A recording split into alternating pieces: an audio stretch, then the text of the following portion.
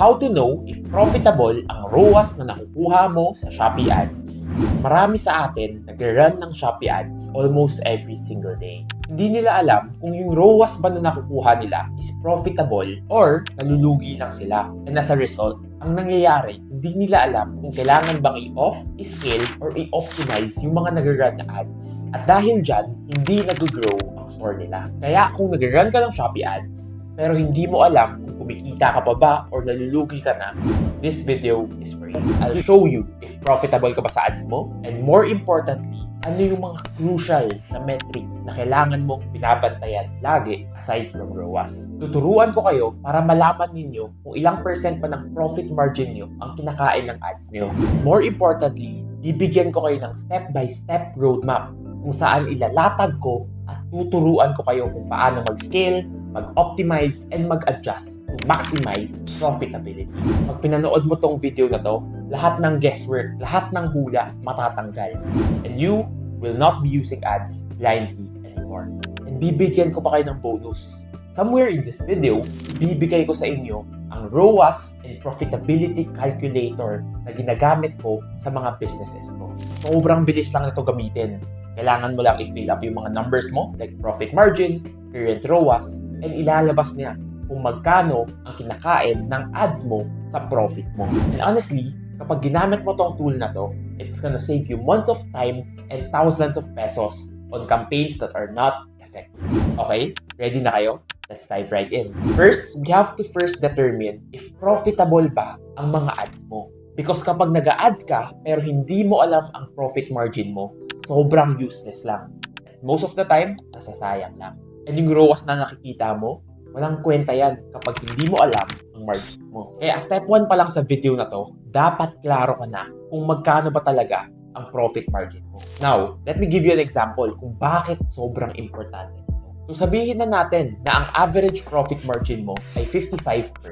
Tapos assume natin na 25% mapupunta sa platform fees. Tapos bawasan pa natin ng 10% for OPEX and promos. Ang magiging remaining net profit mo, around 20 to 25%.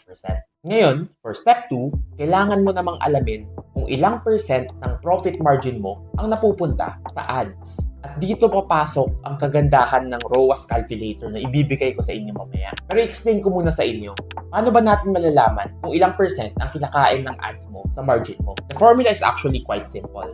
It's 1 divided by ang ROAS na nakukuha mo times 100. Ang numero na lalabas dyan sa calculation na yan ang exact margin kinakain sa profit mo. Ngayon, bigyan kita ng example para mas malinawan ka pa sa concept na in-explain ko sa'yo. Sabihin na natin ang ROAS mo ay 5. So using the formula, it's 1 divided by 5 times 100. And based on that calculation, 20% ng margin mo ay napupunta sa ads. Now, you have to do this for your own ROAS para malaman mo kung ilang percent ba talaga. Walang hula-hula, pure math. Now, let's move on to step 3. Dito, ibabawas mo naman ang number na nakuha natin sa step 2 sa step 1. Using the same example, kanina, ang nakuha natin sa 5 ROAS is 20%.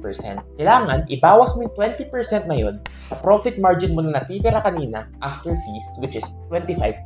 So using that calculation, 25% minus 20% on ads, yung natitira mong profit is 5%. And if ever na ang number na makukuha mo is below 5% or even worse, negative, that means you're no longer profitable at nalulugi ka na sa ads. Gamitin mo lang tong 3-step na formula natin and malalaman mo agad kung kumikita ka pa ba sa ads or nalulugi ka lang. Para mas malinawan ka palalo, let me show you the ROAS calculator in action. So first, ito yung profit margin. Ito yung percentage na pinapatong mo on the item. So assume natin na 70% ang profit margin mo. Kailangan, ibawas natin ang mga platform fees, OPEX, discount, and other things. So assume na yung platform fees ay 25%, yung OPEX is 10%, yung mga discount and vouchers ay nasa 8%, tapos nagbibigay ka ng 5% to affiliates. Tapos of course, kailangan pa natin yan lagyan ng withholding tax, which is 3%. So based on that calculation, ang matitira na profit margin sa'yo ay 19%. But of course, hindi pa tayo dyan nagtatapos. Kasi kailangan pa natin ibawas ang ad expense mo. Simple lang, ilagay mo ang ROAS mo dito sa section na to and automatically lalabas na in percentage yung kinakain ng ROAS mo. So sabihin na natin na ang ROAS na nakukuha ko ay 8, meaning 12.5% ng profit margin ko ay napupunta sa ads. And you minus everything together, ang natitira na profit margin sa akin ay 6.5%. Sobrang simple lang gamitin ng calculator na to. And after mo gamitin yan, malilinawan ka na sa mga numero mo. So gusto mo ba tong calculator na to? I'm going to give it to you for free. Just comment down below ROAS calculator and I will personally give this to you. Anyways, let's get back to the video. Now that alam mo na kung profitable ka using the ROAS calculator, the next question is very simple. Kung nalulugi ka ngayon sa ads, ano ang kailangan mong gawin? At ano ang mga metrics na kailangan mong tingnan para mapataas ang profit mo? Kasi to be honest, so many sellers focus only on ROAS. Pero remember, ROAS is only the result. Kaya kung gusto mong gumanda ang resulta na nakukuha mo, kailangan mong bantayan ang mga metrics na nagpapatakbo ng ROAS mo. And if nanonood ka sa videos ko, alam mo na tatlo lang yan. Number 1, CPC basically stands for cost per click. Ito yung binabayad mo na pera sa platform for every clicks na pumapasok sa product mo. So kung mataas yan, most likely pataas din ang expense mo. So for CPC, you want it to be as low as possible. Nagkakaroon ng problema ang ad kung sobrang taas ng CPC pero wala namang bumibili na buyers. At dito, pumapasok ang CVR or conversion rate. Kasi kung mababa ang CVR mo, hindi na problema ng ads yan. Problema na yan ng listing mo. Kaya kung mababa ang conversion rate ng product ads mo, kailangan mong i-check yung listing, product title, product photos, and mga pricing mo. Kasi these are the things that affects the conversion rate, not the ads itself. So always remember, ads brings the traffic. Yung listing mo, yan yung nagko-convert. So kung mababa ang conversion rate mo, yun ang ayusin mo before you scale or optimize your ads. And last but definitely not the least is the cost per conversion. Ito yung metric na nagsasabi kung kumikita ka ba talaga or nalulugi ka lang. So here is a quick rule of thumb. If yung cost per conversion na nakukuha mo ay mas mataas sa profit mo per item, automatic nalulugi ka. No debate, kahit ilan pa ang ROAS mo. So let me give you an example. Sabihin na natin na 50 pesos ang markup or profit mo sa isang item, pero yung cost per conversion mo is 100 pesos. That means nalulugi ka for every customer that buys. Hindi profitable and kailangan mong ayusin. By tracking these 3 simple metrics, mas malaman mo agad kung saan ka nagkakamali at ano ang kailangan mong ayusin sa store mo. So sabihin na natin na mababa ang ROAS mo and alam mong may problema ang store mo. Pag-usapan naman natin kung paano mo papataasin ang ROAS mo. Favorite topic ng lahat. And to do this, walang shortcut. Kailangan mong ayusin at i-optimize ang ads mo. At dito na pumapasok yung execution part. And gagamitin na natin ang mga strategies na pinag-uusapan natin. So first, kung mababa ang ROAS mo, probably mataas yung cost per click mo. So yan ang unang kailangan natin ayusin.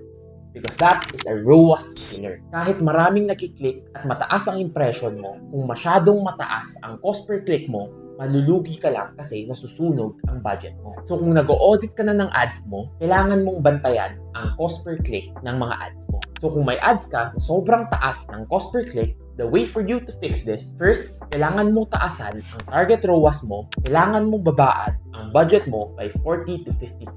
By doing this, you forces the algorithm to find higher quality leads. If nagagawa mo na yan, for sure, tumataas na ang ROAS mo. And the next step is yung conversion rate naman, kailangan mong pataasin yan. Ang mga kailangan mong gawin dito is improve your thumbnail, upload videos, fix your SEO, and most importantly, fix your offer. Kasi guys, honestly, paulit-ulit kong sasabihin sa'yo to. Hindi gagana ang ads mo kung mababa ang CVR mo. And last, kailangan mong i-check ang cost per conversion mo. Kasi ito talaga ang basihan kung kumikita ka or nalulugi ka lang. Kung sobrang taas ng cost per conversion mo, you need to act fast. Either terminate the ads or do a drastic change. Kasi the longer na hinahayaan mo yan, the more na nalulugi ka. Ngayon na alam mo na kung ano ang dapat mong gawin, pag-usapan naman natin tuwing kailan or gaano kadalas mo dapat siyang gawin. Every single week, you need to set aside 1 hour to adjust and optimize your ads.